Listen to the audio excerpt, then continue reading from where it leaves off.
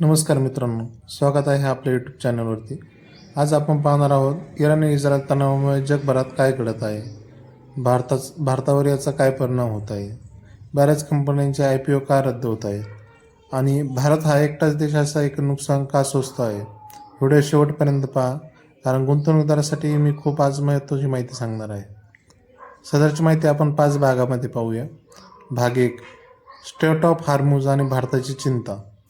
सध्या जगभरात सर्वात मोठी चिंता आहे ती म्हणजे स्ट्रेट ऑफ हॉर्मुझ.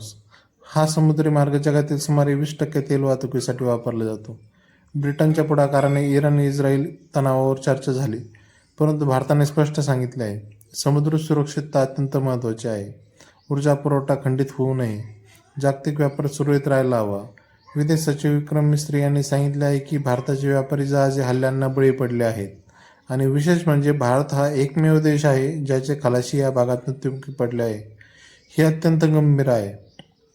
भाग 2, अमेरिका बाजूला, वाढती अनिश्चितता. UKने चर्चा आयोजित केली असताना अमेरिका त्या बैठकीत सहभागी झाले नाही. यामुळे आंतरराष्ट्रीय स्तरावर तणाव अधिक वाढला आहे. जर स्ट्रेट ऑफ हॉर्मुझ बंद झाला तर तेलाचे दर वाढतील. भारतात पेट्रोल डिझेल महाग होईलच, पण महागाई वाढेल. शेअर मार्केटमध्ये मोठी घसरण होऊ शकते. भाग 3, IPO रद्द, कंपन्यांची माघार. या तणावाचा सर्वात मोठा फटका बसला आहे जागतिक बाजाराला. काही मोठ्या कंपन्यांनी आपले IPO पुढे ढकलले आहे, जसे की फोनपे IPO योजना थांबवली. त्याच्यानंतर लव्ह हॉलिडेज, लंडन IPO रद्द. तर MC ग्लोबल डिव्हिडंड स्थगित केला. XLED एक्झिक्युटिव्ह डिपार्टमेंट IPO मागे घेतला. यामागे कारण काय? जागतिक गुंतवणूकदार घाबरले आहेत. बाजारात मोठी व्हॉलेटिलिटी आहे. लॉजिस्टिक आणि सप्लाय चेन बिघडले आहे. यामुळे कंपन्या सुरक्षित पर्याय निवडत आहेत. भाग 4, आता भारतासाठी किती मोठा धोका आहे. भारत हा तेल आयात करणारा देश आहे. जर मध्य पूर्वेत तणाव वाढला तर कच्च्या तेलाचे दर वाढतील, रुपया कमजोर होऊ शकतो, विदेशी गुंतवणूक कमी होऊ शकते, शेअर बाजारात शॉर्ट टर्म दबाव राहू शकतो. पण एक सकारात्मक गोष्ट म्हणजे भारताने कूटनीतिक भूमिका घेतली आहे आणि दोन्ही देशात संवाद साधला आहे.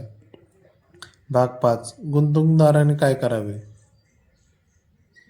आता सर्वात महत्त्वाचा प्रश्न, गुंतवणूकदारांनी काय करावे. पॅनिक होऊन सेलिंग करू नका. लॉंग टर्म गुंतवणूकदारांनी संयम ठेवा. ऑइल सेन्सिटिव्ह सेक्टर्समध्ये काळजी घ्या. डिफेन्स आणि एनर्जी सेक्टरमध्ये संधी असू शकते. शॉर्ट टर्म व्हॉलिटिलिटी राहणार ही तर निश्चितच आहे. मित्रांनो, इस्रायल इस्रायल तणाव हा फक्त राजकीय मुद्दा नाही, तो आपल्या खिशावर परिणाम करणारा आर्थिक मुद्दा आहे. भारतासाठी स्ट्रेट ऑफ हॉर्मुझ खूप महत्त्वाचा आहे. जागतिक IPO मार्केट थांबत आहे आणि बाजारात अनिश्चितता वाढत आहे. आगामी काही दिवस खूप. जर तुम्हाला अशा प्रकारचे डेली मार्केट्स आणि ग्लोबल अपडेट्स मार्केट पाहिजे असतील तर व्हिडिओला लाईक करा, शेअर करा आणि चॅनलला सबस्क्राईब करा.